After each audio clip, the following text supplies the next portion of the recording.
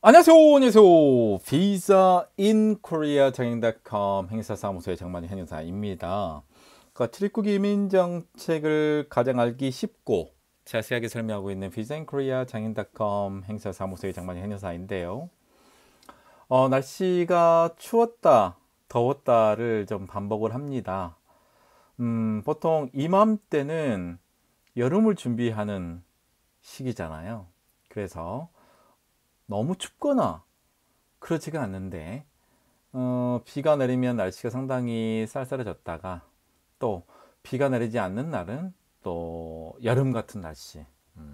그 새벽에도 너무 덥고 그런 경우 있더라고요. 그래서 어떤 잠을 주무실 때도 항상 좀 각별하게 주의하셔가지고 감기 걸리지 않게끔 감기 걸리지 않게끔 좀 준비하시는 게 좋지 않겠나라는 생각이 좀 듭니다. 오늘 강의는 제가 알고 있는 행사님을 통해서 뭐 이런 케이스가 좀 있었다라고 해서 제가 한번 영상을 좀 만들어 보는 게 좋겠다라는 생각이 좀 들었습니다.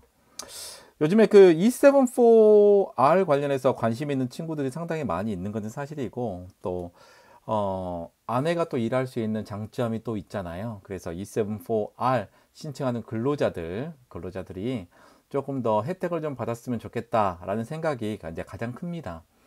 근데 중요한 거는 요즘에 무허가 그다음에 자격이 없는 사람들이 너무나 많이 E74R을 신청을 하든지 이런 부분들을 조금 좀 있어요.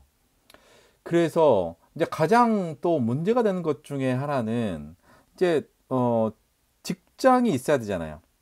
취직을 할 수 있는 직장이 있어야 되고 또 이 취직에 관련된 거를 E9 비자 근로자들이 회사를 구해서 이제 가야 되는데 이제 문제가 되는 것들은 크게 두 가지예요. 첫 번째는 회사 구직 자리 회사를 구하는 거. 아니 회사를 구하는 것을 도대체 E9 비자 근로자가 하잖아요. E9 비자 근로자가 E74R로 비자를 변경하는데 도대체 외고법 외고법이 있는데 왜 이상하게 방법이 좀 흘러갈까? 이게 좀 부분. 두 번째는 어, 회사 회사가 이상해요 라는 겁니다. 아니 제조업인데요?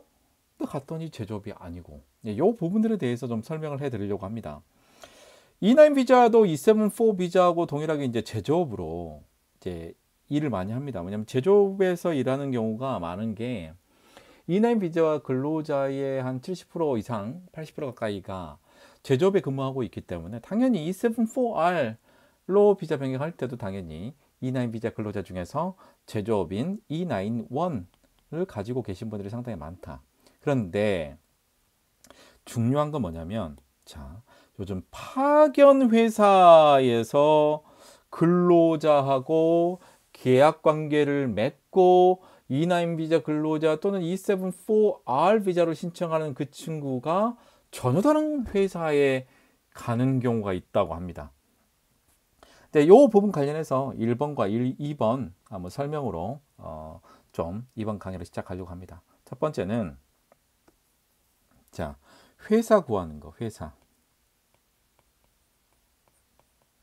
뭐 다른 비자들은 뭐 E7이건 F2건 어떤 비자들은 뭐 직업 상담사 즉 직업 소개서에서 직업을 돈을 주고 직업을 소개받아서 일하는 거 전혀 문제가 안 되는데 문제는 회사 구하기를 할 때 고용노동부는 지금 뭐 하고 있나라는 거죠. 고용노동부.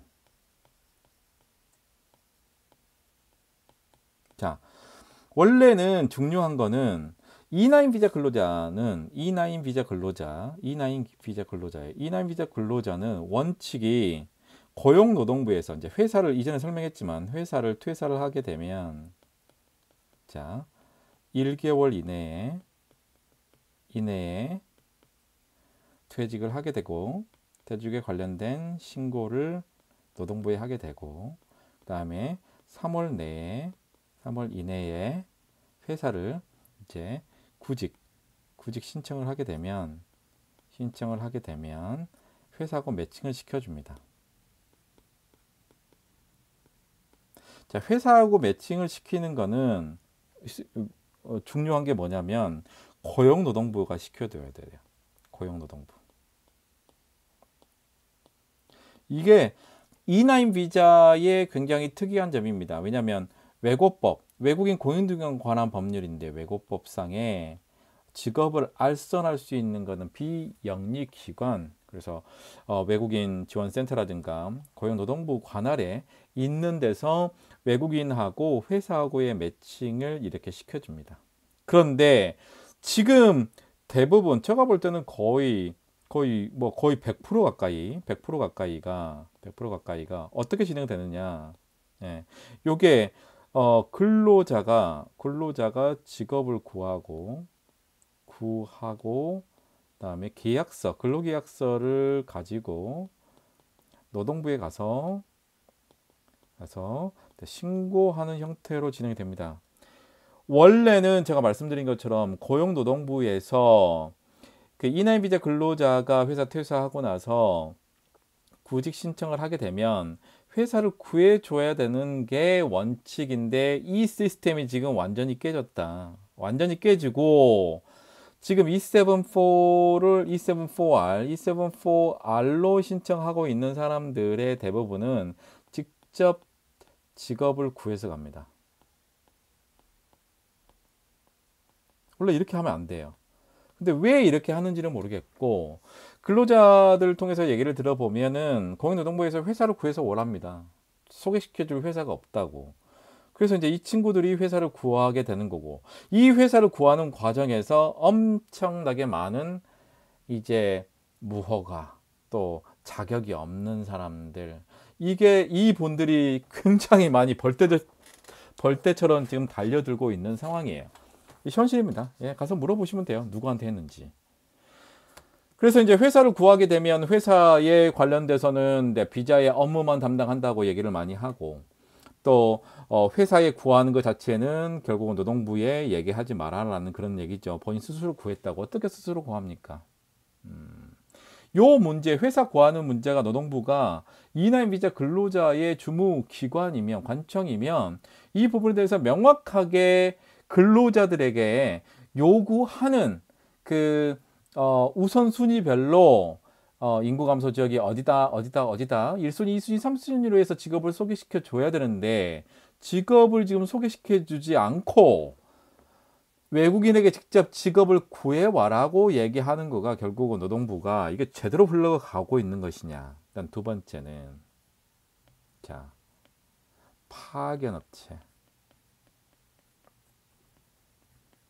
파견업체도 제조업으로 등록을 했다는 것 자체가 저는 좀 이해가 안 되는데, 파견업체 자체가 제조업으로 등록을 하고 나서 광고를 엉뚱하게 합니다. 광고를 엉뚱하게 하고 행정사뿐만 아니고 많은 사람들에게 전화를 하죠. 그래서 어디에 회사가 있는데 오시라고 가면 이 파견하는 업체에서 인력 파견 업체예요. 인력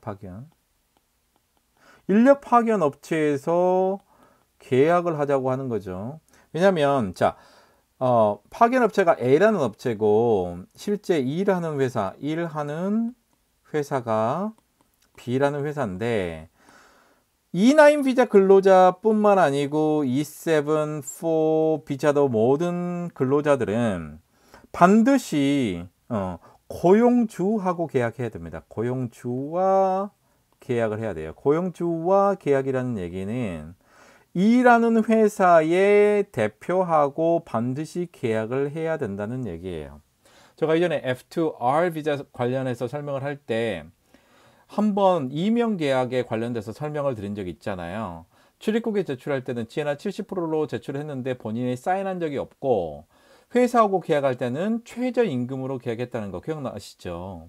이것처럼 실제로 고용주와의 계약 관계에서도 이 부분들이 좀 문제가 되고 있는데, 자, 파견업체라는 것은 인력 파견을 하는 업체입니다. 이 인력 파견은 일반적으로 자, 국민에게 이 A라는 회사하고 계약을 하고 일할 곳은 B라는 곳에서 일을 하세요라고 하는 게 파견업체예요. 그런데 이 파견에 관련돼서는 E9 비자 그리고 E7 비자는 전혀 해당이 안 되고, 자, E1부터 E7, E10까지라고 보시면 될 것 같아요. 다만 F2 비자인 경우에 대해서는 거기까지 신경을 쓰지는 않습니다. 왜냐하면 취업에 제한이 없기 때문에. 다만 이 계열의 비자들은 반드시 고용주와 계약하게끔 되어 있어요. 특히 E9 비자 근로자가 E7-4R 비자로 변경하기 위해서는 E9, 그러니까 외국인 고용 등에 관한 법률에 따라서 결국은 고용주와의 계약 관계를 체결해야 됩니다. 파견은 절대 안 됩니다. 그런데 이 파견하는 A 업체가 B회사 거를 그 자료를 가지고 계약은 이렇게 A라는 회사하고 하면은 안 되기 때문에 B라는 회사하고 계약하는 것처럼 해놓고 본인이 A라는 회사하고 계약을, 결국은 이게 뭐냐, 이면 계약이 되는 거예요. 아까 제가 설명드린 이면 계약. 이면 계약은 어떤 뜻이냐면, 왜냐면은 파견업체가 일하려고 하는 A 업체하고 계약을 할 수가 없잖아요. 그러니까 외국인이, 자, C라는 외국인이, 자, 일하려고 하는 회사는 B라는 회사잖아요. B라는 회사면 이 B라는 회사의 사장님과 계약을 해야 되는데, 이 계약 관계를 누구하고 맺냐? 파견 업체인 A라는 업체하고 맺으면, A라는 업체하고 맺으면 일하는 건 B에서 못하기 때문에 여기에 이면 계약이 들어가요. 이면 계약은 계약을 두 개를 하는 겁니다. 하나는 본인과 파견 업체와 그다음에 외국인 간의 C라는 A하고 C 간의 계약이 있고, 하나는 자 B라는 실제로 일할 곳 B라는 곳과 C라는 곳에서 일을 하게 되는데, 계약을 하게 되는데, 이렇게 절대 안 되고, 자 B라는 업체에서 일을 하려면 C라는 외국인 근로자가 B라는 회사하고 직접 계약을 맺어야 되는데, 중간에 브로커가 이렇게 작용을 하는 겁니다. 파견 업체들이. 그래서 이 파견 업체가 계약을 할 때 B라는 회사하고 바로 계약이 힘들기 때문에, 또는 이면 계약을 체결하는 게 한 가지가 있고, 또는 본인이 A라는 회사인데 왜 B라는 회사하고 근로계약을 본인이 체결해 주냐고요. 이건 말이 안 되잖아요. 이런 문제들이 지금 생기고 있다. 이게 이전에 F2R 비자 관련해서 이면 계약했던 거하고 동일한 겁니다. 그리고 이제 이면 계약이 아니더라도 실제로 파견이라는 업체가 E라는 회사인 B라는 회사의 고용주를 대신해서 근로계약 관계를 체결할 수는 없습니다. 이렇게 지금 하고 있는 거예요. 지금 가장 크게 문제가 되고 있는 것들은, 자, 고용노동부 E9 비자는 고용노동부 관할이면 회사를 퇴직하고 나서 1개월 이내에 퇴직 신고를 고용노동부에 하게 되면 3개월 이내에 구직 신청을 해줘야 되는데, 요거를 지금 고용노동부가 하고 있지 않다. 그래서 네가 회사를 구해가지고 근로계약서하고 외국인 등록증 그리고 사업자 등록증 가지고 이 회사하고 계약했습니다 라고 하게 되면, 자, 구직의 확인서에 이 사람이 이제 A라는 B라는 회사에서 일하게 됩니다 이렇게 되는데, 지금 앞뒤를 다 자르고 지금 하고 있는 상황이다. 고용노동부가 제 일을 못하고 있다. 고용노동부가 또 한 번은 제대로 확인을 해야 되는 거 아니냐. 중간에 E9 비자 관련해서는 직업 속에서 뿐만 아니고 일반 어떤 사람도 취업과 관련돼서 중간에 작용을 하면 안 돼요. 중간에 관여하면 안 됩니다. 그런데 고용노동부는 뭐 하고 있는 거죠? 그다음에 두 번째는, 자, 계약하고 있는 사람이 실제로 일하고자 하는 회사가 B라는 회사라고 얘기를 해 놓으면서 C라는 외국인 근로자가 파견 업체인 A라는 회사하고 계약을 합니다. 이런 상황에서 이면 계약, 왜냐하면 파견 업체하고 본인과의 계약 관계, 또는 그래서 이렇게 B라는 회사 본인이 담당할 수 없는데도 불구하고 파견 업체에서 B라는 회사하고 근로계약 관계를 아예 본인이 맺어버리고 수수료를 챙기는 이런 상황들이 벌어지고 있는 상황이다. 그래서 관할 기관의 관청들이 이 부분들을 조금 더 세심하게 기울이면 되지 않느냐.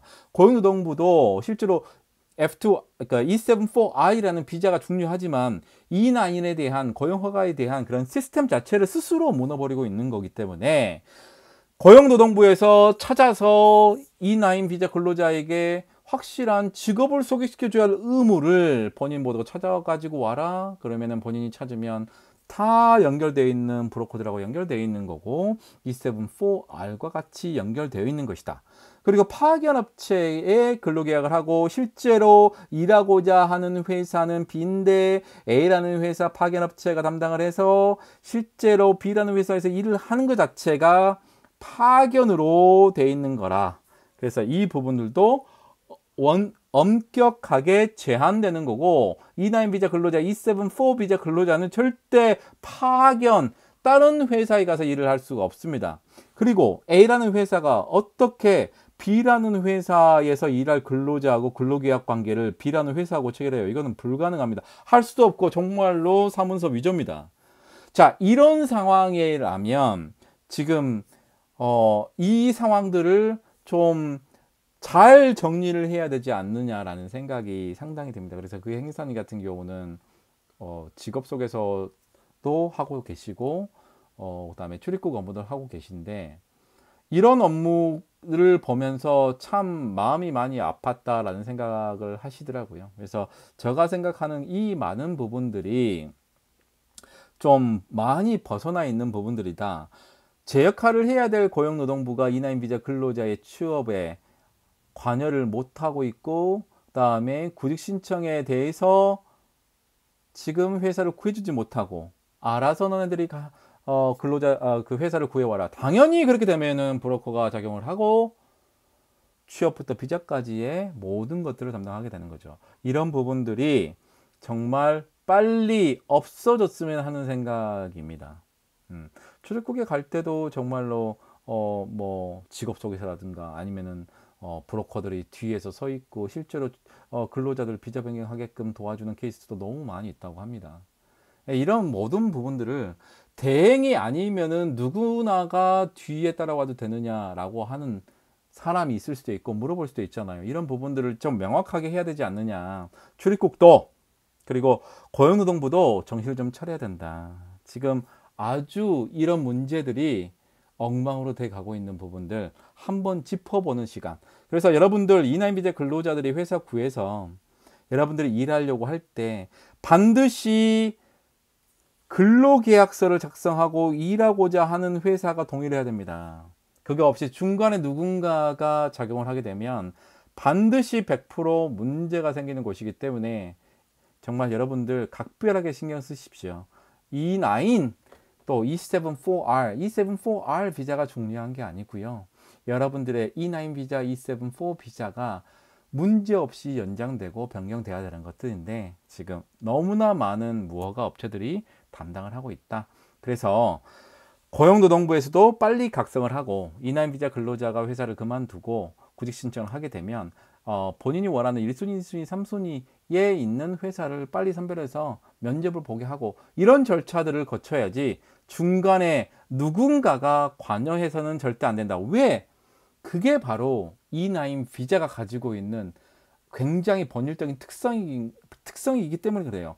E74, E71 회사 구하는 거 예, 자격이 있는 사람이 직업 소개서에서 구해주는 거 전혀 문제가 안 됩니다. 다만 E9 비자는 반드시 직업 알선 업체를 통해서 하면 안 되고 고용노동부를 통해서 직업을 구해야 된다. 근데 지금 이 시스템이 아주 망가져 버렸다. 답답합니다. 자, 12,300명이 곧 될 것 같습니다. 영상은 610개 넘게 넘어갔고 E74 비자, E74R로 비자로 변경하는 E9 비자 근로자들이 이제 이런 파견 회사에서 이제 계약을 체결한 경우를 봤기 때문에 오늘 강의를 드렸고 제가 볼 때는 솔직히 E74R이라는 개념보다는 그 지역에서 오래 살고 있는 E9 비자 근로자의 R 이렇게 지역에 근무하고 있는 친구들이 E74R 갈 수 있게끔 이런 절차를 만들어야 되지 않을까. 지금처럼 E9 비자 근로자가 스스로 직업을 구할 수도 없는데 중간에 브로커가 분명히 100% 개입될 수밖에 없는 상황에서 고용노동부가 손을 놓고 있는 상황이다. 그래서 이런 부분들이 E74R로 변경하기 위한 이런 많은 조건인데 이 너무나 많은 조건들에 한해서 지금 좀 무너지고 있다, 시스템 자체가. 이런 시스템들을 좀 명확하게 세웠으면 하는 바람으로 오늘 영상을 만들었습니다. 자, 이상 피즈앤코리아 장인.com 행세사무소의 장만희 행사였고요. 직업을 구하는 거, 그 다음에 비자 변경하는 거, 그 다음에 회사 이렇게 찾는 거, 이 모든 것들이 각각의 자격을 필요로 하는 상황이고, 자격을 필요로 합니다. 그래서 직업 소개소 자격이 있느냐, 직업 소개소가 있느냐, 또 행정사 자격이 있느냐, 이런 부분들을 반드시 물어보고, 직업 소개소는 직업을 소개하는 것밖에 못합니다. 다만 E9 비자는 에게는 절대 직업을 소개할 수가 없고요. 비자 변경, 연장을 할 수 있는 사람들은 누구일까요? 행정사, 변호사밖에 없습니다. 그렇기 때문에 여러분들 이런 부분들을 명확하게 인식을 하고 움직였으면 좋겠습니다. 다음에 더 좋은 강의 내용으로 뵙도록 하겠습니다.